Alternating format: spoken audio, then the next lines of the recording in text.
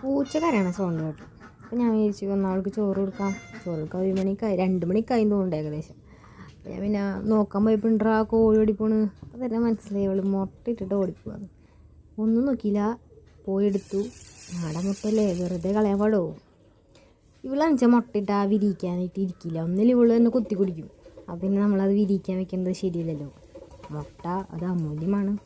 നേരെ ഒരു പാത്രം എടുത്ത് കുറച്ച് ഉപ്പും, ഇത് ഞാൻ ശരിക്കും നല്ലൊരു വട്ടം യൂട്യൂബിൽ കണ്ടതാട്ടാം. ഇങ്ങനെ വെളിച്ചെണ്ണ ഒഴിച്ചിട്ട് അതിൽ ഉപ്പും മുളക് പൊടി ഇട്ടിട്ട് അങ്ങനെ മൂപ്പിച്ചിട്ട് അതിക്ക് മുട്ട പൊട്ടിച്ച് വയ്ക്കാം. എന്നിട്ട് പക്ഷേ അതിൽ വെള്ളം എന്തോ ഒരു തുള്ളി ഒഴിച്ചു തോന്നുന്നു. എന്നിട്ടാണ് തോന്നുന്നു അടച്ചു വെച്ചത്. എനിക്ക് കറക്റ്റ് ഓർമ്മയില്ല. ഞാനതങ്ങനെ മൂടി വെച്ചു. എന്നിട്ട് നോക്കിയപ്പോൾ മേൽഭാഗം ശരിക്കും ഉണ്ണീൻ്റെ ഭാഗം വെളുത്താണ് ഇരിക്കേണ്ടത്. പക്ഷേ ഞാൻ വിചാരിച്ചപ്പോൾ ആയില്ല. അപ്പോൾ ഞാൻ എന്ത് ചെയ്തു, മറച്ചങ്ങോട്ട് ഇട്ടു. മിളക് എന്തായാലും മേലേക്കായിട്ടില്ലല്ലോ, പിന്നെ സെറ്റായി. പിന്നെ ചോറെടുത്തു, ലോബിക്ക എടുത്തു.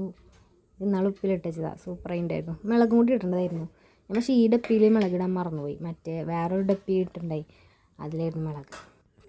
പിന്നെ ചീര എടുത്തു, ഓംലേറ്റ് എടുത്തു, ബുൾസൈ എടുത്തു, മീൻ വറുത്തെടുത്തു, പിന്നെ പരിപ്പ് കറി. സൂപ്പർ.